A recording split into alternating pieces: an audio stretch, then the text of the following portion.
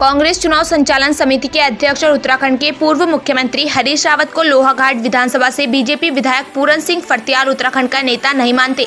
उनका कहना है कि हरीश रावत सिर्फ पलायन करने वाले नेता है।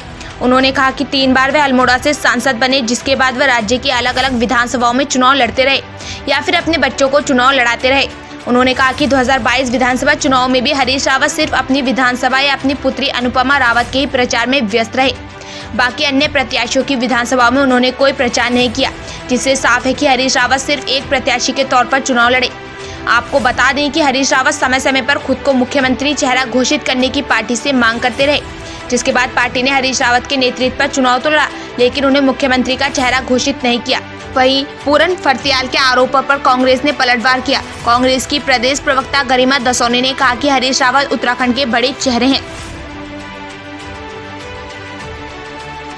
हरीश रावत जी को इसलिए भी ज़्यादा महत्व इसलिए नहीं दे रहा हूँ, जो व्यक्ति प्रदेश का कहता है कि हमारी सरकार आएगी, मैं मुख्यमंत्री बनूंगा, वो अपनी सीट से बाहर नहीं निकल पाया है।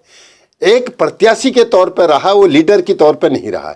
और दूसरी बात, वो लगातार कहते हैं फ्लाइन की बात करते हैं।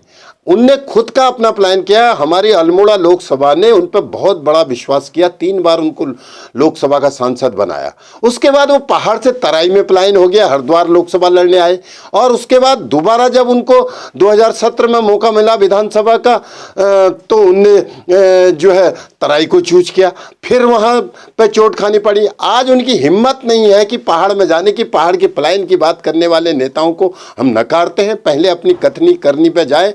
अगर वास्तव में वो पलायन के डिसफेवर हैं और पलायन पे वास्तव में योजना करना चाहते, तो अपना पलायन पहले रोकें। एक इतने बड़े नेता खुद पलायन कर गए हैं और वो पलायन की बात करते मेरे गले से नहीं उतरती है। मैं उनको अच्छी तरह से जानता हूँ। वो जहाँ से मैं विधायक आता हूँ, उसी लोकसभा के वो 3 बार सांसद रहे। लोग उन्हें बहुत प्यार स्नेह दिया। जब उनको लगा कि 3 बार बनाने के बाद इन व्यक्ति ने हमें धोखा दिया, तो वहाँ ने 4 5 बार हरा के उनको नकारा गया। आज उनकी हिम्मत नहीं है कि पहाड़ की ओर कहीं वो चुनाव लड़ें, और वो पलायन की बात कर रहे हैं और सरकार की बात कर रहे हैं। कितने सीटों पे वो गए हैं, उनसे पहले पूछे कि उत्तराखंड की 70 सीटों में आप अपने को कहते हैं कि मेरे नेतृत्व में कांग्रेस चुनाव लड़ रही है।